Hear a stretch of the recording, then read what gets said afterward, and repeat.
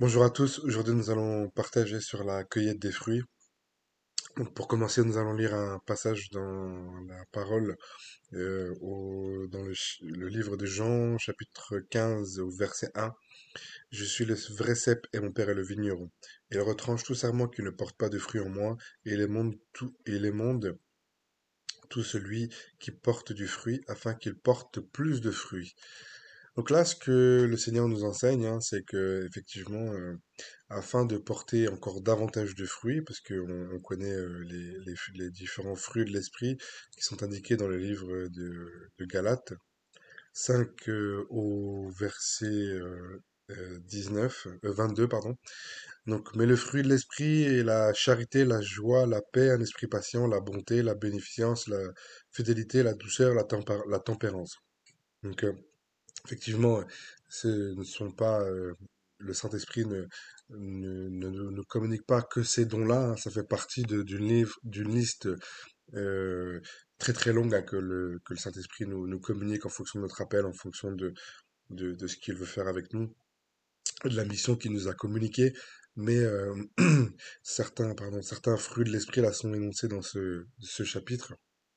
Effectivement, on ne peut pas limiter le Saint-Esprit à ces fruits-là, même s'ils sont déjà nombreux et très complets, mais le Seigneur est tout-puissant, il est capable de tout en tout instant et en toutes circonstances.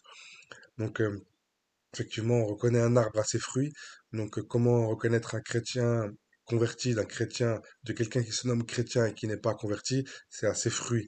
À ses fruits, pas forcément lorsqu'il est à l'assemblée, pas forcément lorsqu'il est avec des frères et des sœurs, mais au quotidien, dans les épreuves, lorsqu'il est éprouvé, dans la difficulté, au travail, auprès de gens qui ne sont pas forcément convertis, ou dans des moments voilà, de difficultés. C'est là où on peut reconnaître effectivement les fruits de quelqu'un, la vie de quelqu'un. C'est aussi avec le temps, puisqu'il y a aussi ce qu'on appelle des faux frères.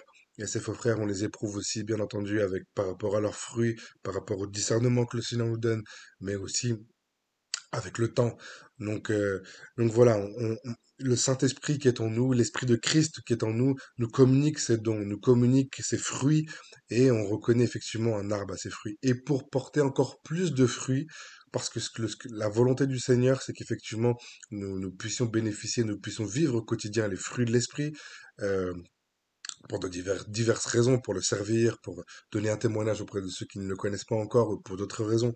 Mais la volonté du Seigneur, c'est que on porte davantage de fruits et que les fruits que nous portons actuellement mûrissent et grandissent en permanence. Et pour que ces fruits puissent grandir en permanence, il les émonde. Il les coupe afin que nous portions encore plus de fruits, davantage de fruits qui soient encore davantage visibles auprès de ceux qui ne connaissent pas le Seigneur, par exemple, pour donner un bon témoignage du Seigneur, entre autres, ou pour le ministère, l'œuvre à laquelle il nous appelle. Et ça passe par des épreuves, ça passe par des difficultés, ça passe par parfois de la solitude, ça passe parfois par des épreuves, n'importe quel type d'épreuve. Ça peut être des épreuves au travail, ça peut être des épreuves dans notre couple, ça peut être des épreuves avec notre enfant, ça peut être la maladie, ça peut être n'importe quelle épreuve. Le Seigneur peut susciter n'importe quoi, n'importe quel contexte de vie, n'importe quel contexte pour pouvoir nous éprouver, pour que ça peut être la recherche d'un emploi, ça peut être quelque chose de financier ou une épreuve financière ou autre. Mais le Seigneur fait tout cela pour la gloire de son nom, pour que nous portions encore plus de fruits. Et dans cela, nous devons avoir le discernement. C'est-à-dire que nous ne devons pas attribuer les œuvres du Seigneur à l'ennemi. Nous devons nous rendre compte et savoir que être chrétien, c'est être éprouvé. Être chrétien, c'est être brisé. Être chrétien, c'est vivre la solitude. C'est le lot du chrétien. Ça fait partie de sa vie. Ça fait partie de son quotidien. Malheureusement, de chrétiens pensent qu'à partir du moment où nous sommes trop éprouvés ou éprouvés trop régulièrement, c'est l'œuvre de la sorcellerie dans nos vies. C'est l'œuvre de la magie, l'œuvre de l'ennemi dans notre vie. Ça voudrait dire que potentiellement, lorsqu'on est éprouvé ou trop éprouvé, ça veut dire que Satan, légalement, aurait le droit d'agir dans notre vie. Alors que si nous sommes dans la sanctification, que nous demeurons dans la sainteté, nous demeurons dans l'obéissance, nous demeurons dans la pureté, et légalement, si nous ouvrons pas de porte et nous demeurons dans l'obéissance, la puissance des ténèbres n'a aucune influence sur la vie d'un chrétien. La puissance des ténèbres n'a aucune influence sur la vie de quelqu'un qui est en Christ, quelqu'un qui se sanctifie, qui se purifie, qui cherche à craindre le Seigneur honnêtement et sincèrement. Ce n'est pas forcément quelqu'un de parfait, mais c'est quelqu'un qui cherche véritablement à le plaire, à plaire au Seigneur, à le craindre, à lui obéir, à respecter ses commandements, à méditer sa parole, à être dans sa présence. Et quelqu'un qui mène une telle vie, Satan ne peut rien faire contre cette personne. Au contraire, cette personne est une menace pour son royaume, puisqu'il obéit à son créateur et qu'il le sert. Donc c'est forcément une menace. Donc ne nous écartons pas du sujet, mais voilà une petite parenthèse, puisque pour rappeler que la vie d'un chrétien, c'est une vie d'épreuves, de difficultés, de combat de la foi, de combat au quotidien, pour que nous portions encore plus de fruits. Parce qu'être chrétien, c'est pas se dire, voilà, aujourd'hui, j'ai un travail, j'ai une maison, j'ai des enfants, ou un ou plusieurs enfants, j'ai une femme, voilà, j'ai la stabilité selon le monde, j'ai des voitures, j'ai une ou plusieurs voitures, etc. J'ai un salaire, c'est bon maintenant, je peux me reposer. Non, ça ce n'est pas une vision comme le Seigneur veut que nous ayons. Il veut véritablement que nous ayons la vision du royaume. Nous sommes venus sur cette terre pour le servir, faire sa pleine volonté. Et ensuite repartir dans le royaume. Mais en attendant, nous ne devons pas avoir comme espérance les choses de ce monde. Nous devons avoir comme espérance le royaume. Et nous devons aussi avoir comme espérance, nous devons avoir comme souhait plutôt de chercher à porter davantage de fruits, de plus en plus de fruits pour la gloire de son nom. Parce que au plus nous allons porter de fruits, au plus il va pouvoir nous utiliser. Au plus nous allons porter de fruits, au plus nous allons pouvoir le glorifier. Au plus nous allons le glorifier, au plus il va nous utiliser. Et au plus nous allons porter le fruit, au plus nous allons lui faire confiance.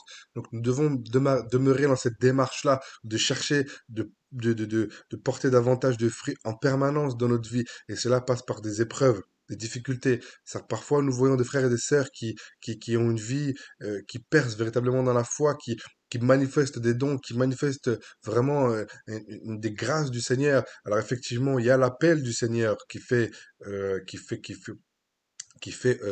comment dire, qui fait que ces dons se manifestent de telle manière dans la vie de ses frères ou ses sœurs. Mais il y a aussi l'obéissance, il y a aussi bien entendu les épreuves, les difficultés. Nous voyons, ah, ce frère a un don vraiment pour cette sœur, ou ce frère a un don pour les chants, ou lui, il a un don pour les miracles, pour les délivrances. Mais est-ce qu'on sait les difficultés par lesquelles ils passent, comment le Seigneur les éprouve afin qu'ils portent davantage de fruits, afin qu'ils arrivent à ce stade-là de maturité? Est-ce qu'on connaît leur quotidien? Est-ce qu'on connaît leurs difficultés par lesquelles ils passent pour pouvoir manifester ces fruits, cette gloire, cette grâce devant les yeux de tout le monde? Souvent on l'oublie, ne l'oublions pas. Les gens qui manifestent vraiment une onction particulière, qui manifestent des fruits, qui manifestent vraiment la sainte présence du Seigneur, qui manifestent une vie de sainteté et qui acceptent les brisements, qui acceptent tout, c'est généralement, c'est tout le temps des gens qui sont éprouvés, des gens qui vivent la solitude du Seigneur, des frères et des sœurs qui vivent là, une sainteté, une pureté, une intégrité, et qui passent par les difficultés. Le Seigneur les émonde, les éprouve à travers ces épreuves pour qu'ils portent encore plus pour qu'ils portent davantage de fruits.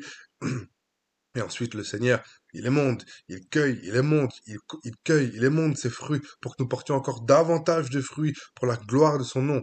Parce que nous ne pouvons pas être chrétiens et être satisfaits de ce que le Seigneur fait dans nos vies. Nous pouvons, évidemment, nous le glorifions pour ce qu'il fait, pour ce qu'il a déjà fait et pour ce qu'il fera. Mais nous devons chercher davantage le Seigneur. Nous devons chercher davantage chaque jour le Seigneur pour véritablement voir voilà des choses nouvelles dans notre vie. Nous ne pouvons pas stagner spirituellement. Ce n'est pas possible. Ce n'est pas possible. Nous devons évoluer en permanence, grandir en permanence, évoluer pour la gloire de son nom, le servir davantage. Chaque jour, nous devons garder un feu, le zèle, le premier amour, l'amour pour la vérité, pour la gloire de son nom. Donc n'oublions pas, voilà, de porter davantage de fruits. N'oublions pas d'accepter les épreuves du Seigneur. Ne pas imputer les épreuves que nous vivons aux œuvres de l'ennemi. Et inversement, ce serait une grave erreur. Ce serait une grave erreur. Et c'est par là par lequel commence le blasphème par le Saint-Esprit, c'est d'attribuer les œuvres de l'ennemi au Seigneur et les œuvres du Seigneur à l'ennemi. Donc, ayons le discernement, demeurons dans l'obéissance, demeurons dans la sainteté et acceptons les épreuves du Seigneur afin que le Seigneur vienne cueillir ses fruits et qu'il puisse nous émonder pour que nous portions encore davantage de fruits pour la gloire de son royaume, pour l'appel pour laquelle il nous appelle et pour évidemment l'œuvre à laquelle il nous appelle et le royaume céleste. Soyez encouragés au nom de Yeshua Mashiach.